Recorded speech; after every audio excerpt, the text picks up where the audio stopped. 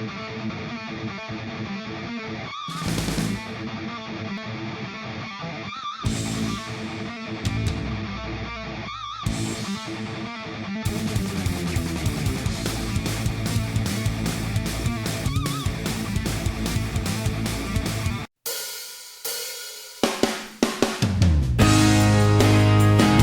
it going, you Fargo fanatics? It's your boy Daniel Rodriguez here, aka Big D. It's time to review Fargo Season 2, Episode 9, titled The Castle. It's a spoiler review. If you've not seen the episode, make sure to go to, I'm already lost my account, fx.com/Fargo. Watch the full episode there. Spoilers again. Watch the episode. You do not want me to spoil this episode, man. It is out of this world. Literally out of this world. Someone call Scully and Mulder up in this bitch, man. I'm serious. Anyway, here we go. Fargo. It's exciting. It's rare. It's one of the best seasons in a long time. And I'm being honest. If you don't watch Fargo, if you're not a fan of Fargo, if you never even heard of Fargo, if your boyfriend, your girlfriend never heard of Fargo, she's not a keeper. He's not a keeper. Throw them away. Make sure they see some Fargo. Because this show is magic. It's legendary. It's what the Coen brothers created many years ago, and then to this day, and having a TV show now. I mean, the Coen brothers aren't directly directed into this, but still, it's just what they created and what it's started. I mean, it's fantastic. Fantastic. I love it. Fargo's amazing. Season 2, I'm about to get to the recap and everything and my pros and cons and final score, but let me tell you, Season 2, I'm saying it. Season 2 is better than Season 1. But wait, Season 1 is still a great season. It's still the very high top caliber new series from last year that I remember, and will always have a special place in my heart. So will Season 2. It will always have a special place in my heart. And if you haven't heard, Season 3 is on the way, baby. Season 3 is on the way. So here we go.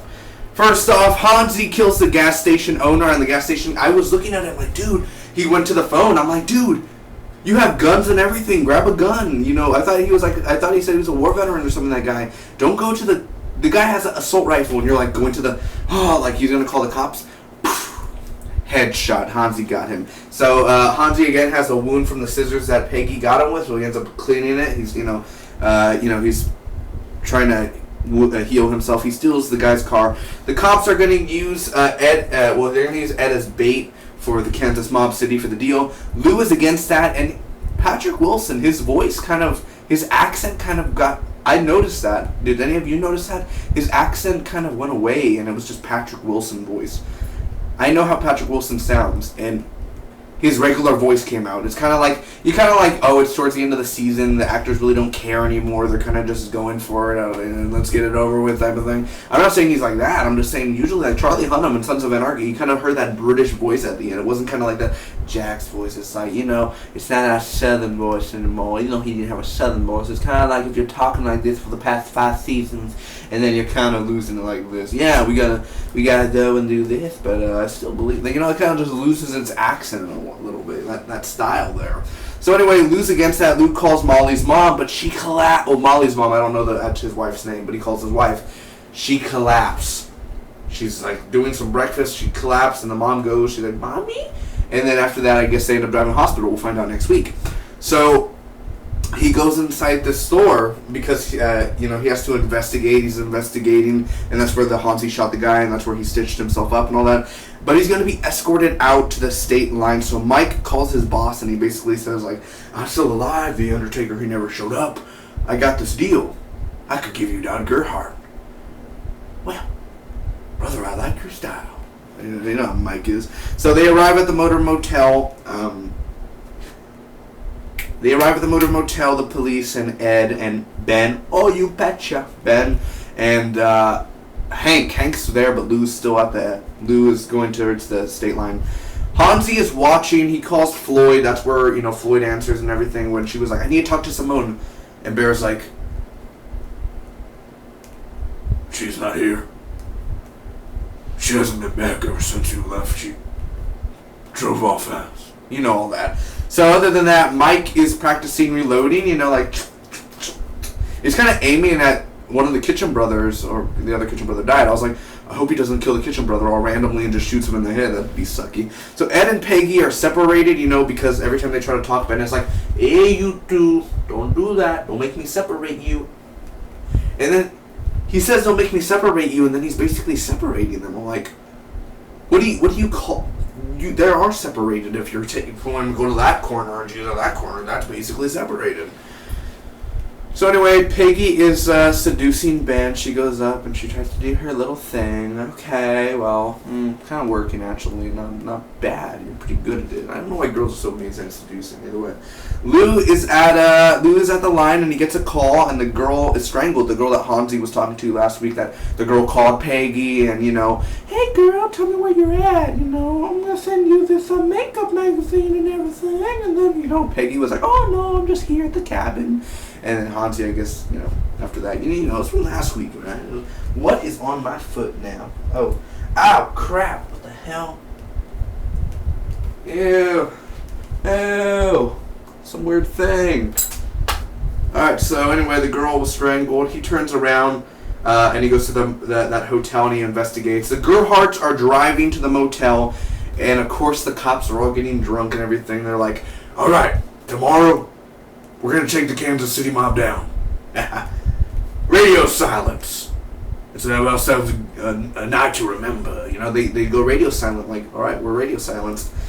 And, the Gerhardts are heading towards the motel since Hansie gave them a lead and everything. And the Kansas City mob, or at least Mike Milligan and the Kitchen brother are heading.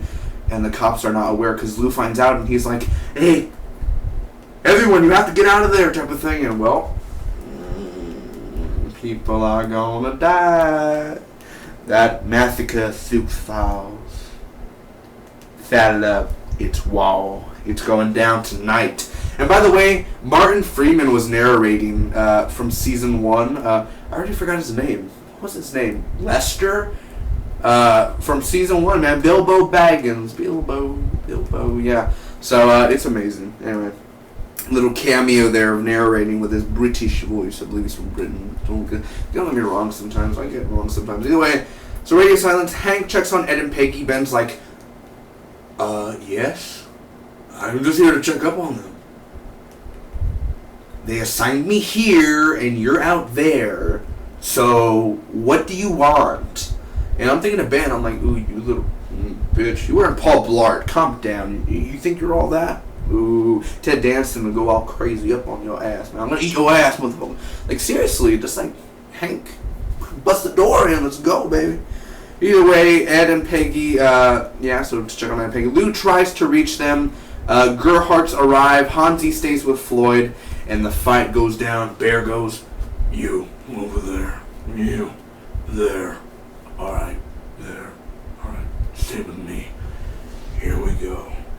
Are you ready? I'm a little runny, guys. Excuse me for that. So anyway, they're gunshots. Okay.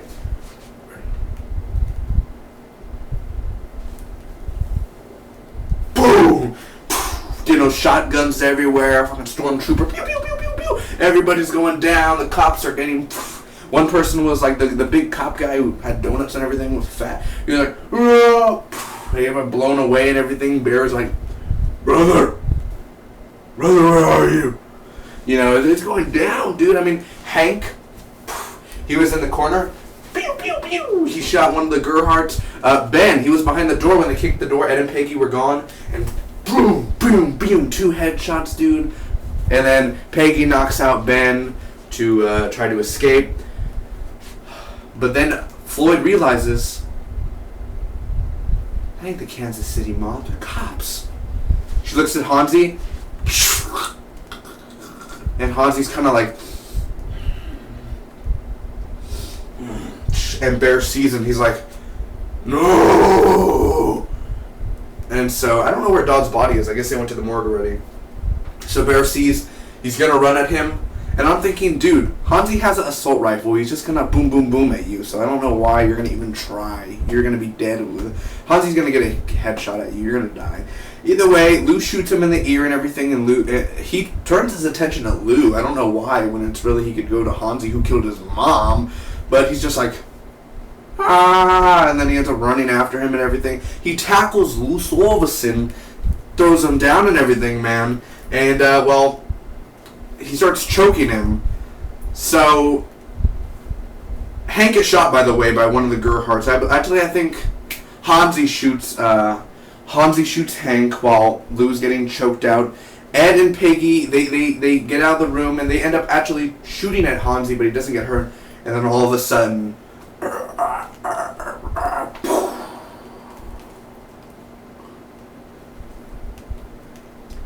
holy shit.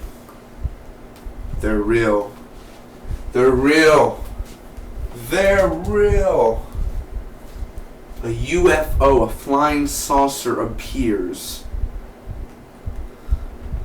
But we have to ask ourselves, are we truly alone? God damn it, Scully. They're real. You know what I mean? Like, it's just like you feel like Mulder and Scully should be looking from afar like, alright, we got this, Scully. Are you ready for this? I don't know if we have much of a choice. Oh, man. Scully, I believe that all the answers lie in the X-Files. We have to reopen the X-Files. Go after it and everything. And maybe this is a crossover of the 1970s. Maybe they go back in time or something. Who knows? That'd be crazy, wouldn't it? Either way, Ed and Peggy, they escape UFO. Lou ends up grabbing a gun and shooting Bear in the head. Hansie runs after Ed and Peggy, and Lou checks up on Hank. They make a quick joke and everything, and then Lou is in pursuit. What did I think about this mesmerizing episode, ladies and gentlemen? First off, let me tell you, this is the most craziest episode that Fargo has done.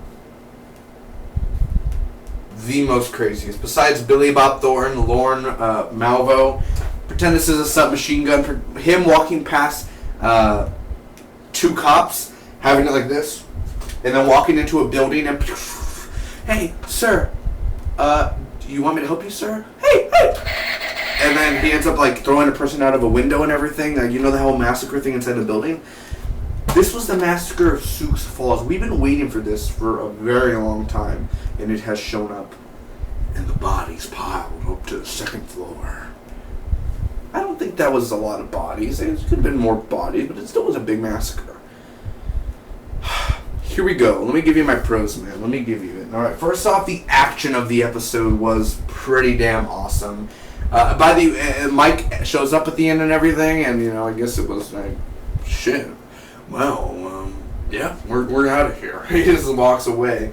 But the action was very awesome. I really love the action, the choreography of it, the directing of the action. I think the directing was awesome in here. The director's name is Adam Arkin. I had to get the name. I was like, this guy did a fantastic job directing this, man. From the drama to the action. The action felt real in most parts. I love the narration from Martin Freeman, man. This story is true. The dead have been, their names have been changed, and I was like, holy crap. It just felt amazing, you know what I mean? Like, it felt awesome. The action, the directing, the drama, the UFO. Now, let me tell you, I've read some, I don't know, I haven't read any reactions yet, but I have a feeling some people are going to be like, they actually put a UFO in here. What the hell? That messes up the whole series. It's just a UFO. By the way, the CGI was pretty damn good for having a UFO there for at least a minute, man. That was pretty awesome. Am I mad about the UFO? They used when I saw the UFO, I was like, Jesus, Mary, and Joseph. Carl Weathers. Holy shit, they're real. Oh my God, like a bunch of political crap and everything. Fucking Nick Offerman going all crazy apeshit on it. Like, a UFO, dude. You shouldn't be like, oh man, a UFO, it's so stupid. No, I'd be like, yeah, UFO, awesome. Did we see aliens? No, but we saw a UFO. Pretty damn big UFO. I don't know, why was it hovering there? Why was it doing that? I don't know why. They were probably like, oh.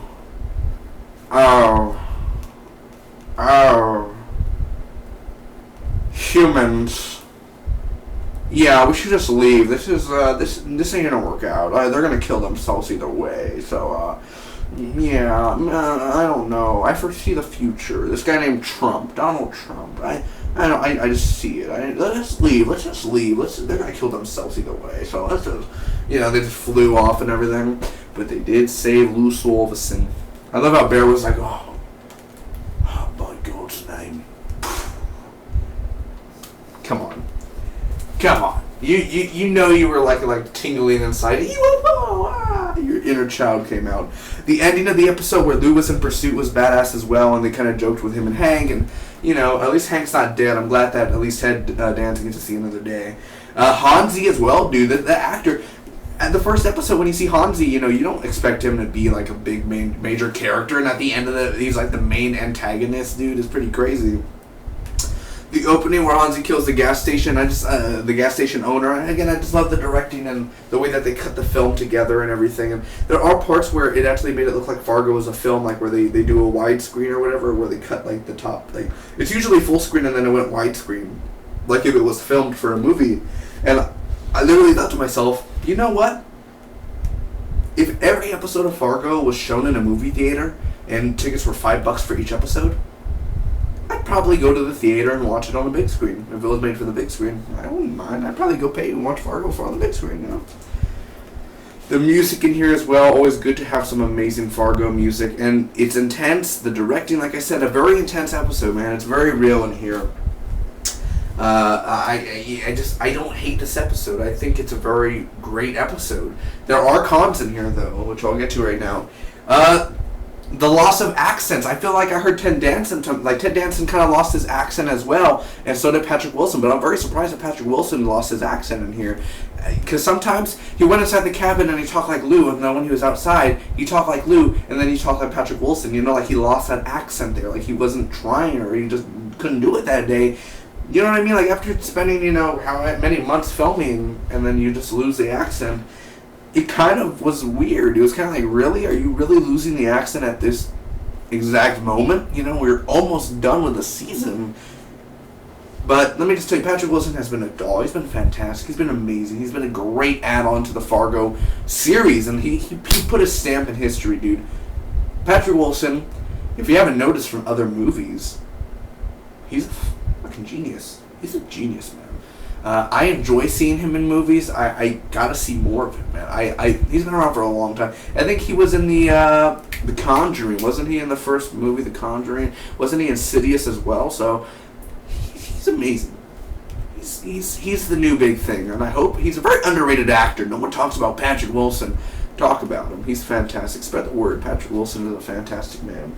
But the loss of accent, though, this one particular episode he loses his accent. That was the first time in the whole series, the season, that I heard him lose his accent. I was like, oh, he was so close to finishing, with the accent.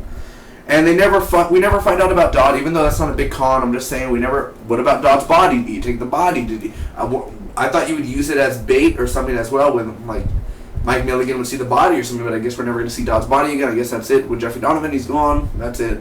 Although Floyd getting killed, I wish Hansie would have said something instead of just looking like that. It was kind of like we still don't know why Hansie did it, which is a mystery. Yes, we get that, but I kind of want to know why. Did he still like Floyd at the end? Did he still care for Floyd, or he did it because did he end up hating all the Gerhardts, or did he like one of the Gerhardts? I don't understand that whole part there, but again, that's not a big con. I'm not like taking major points on it. I'm just saying, kind of questioning. Overall, I'm going to end up giving this Fargo Season 2, Episode 9, the Castle episode, a solid A, man. It was a great episode, and I know what you're saying. Oh, you're a Fargo fanboy. You love Fargo. Everyone loves Fargo. No, it's truly a great episode. Is it the greatest episode out of the season? It's one of the greatest episodes out of the season, man. It's one of the greatest episodes out of the series just for action-wise. But again, the drama, it built up that intensity where I love how Noah Hawley and all their writing team and the directing team, the crew builds up the intensity. You don't know what's going to go on because he's like, you kind of have a feeling about the massacre. You're like, you think Hank's going to die. You think Ed or Peggy's going to die. You think Ben's going to die, but Ben's going to get knocked out. You think people are going to, you think Hank's going to die, like Ted Danson's going to be, but he ends up surviving. That episode, at least, So you never know what's going to go down to. Thanks again for watching. I hope all of you enjoyed, man. Comment down below. Tell me what was your favorite part about this Fargo episode. And next week is the season finale and the finale of this whole story. That's it. We're done with these characters. They're stamped and gone for the rest of history to see in the coming years of DVD and Blu-ray and all that. So that's it, man. We're done. After next week, we are done. But season 3 will air in 2016. So I want to thank each and every one of you for watching this episode. If you want to support the channel, guys, if you really enjoyed my review and thought I did awesome or something, or you wanted to support it, make sure to hit the subscribe button. I really do appreciate that. I do movie reviews, TV show reviews, many other reviews, unboxings, info, all that stuff, man, game stuff. So make sure to check it out. I'll see you next time. It's Bobby with you always. You Fargo fanatics, you are the best. I love you. Remember, stay beautiful, stay wild. Don't get in Hansie's way, but you Solverson's gonna come and get you. He's gonna say, "Hey, you back there, you hurt my friend. Now I'm going to hurt you."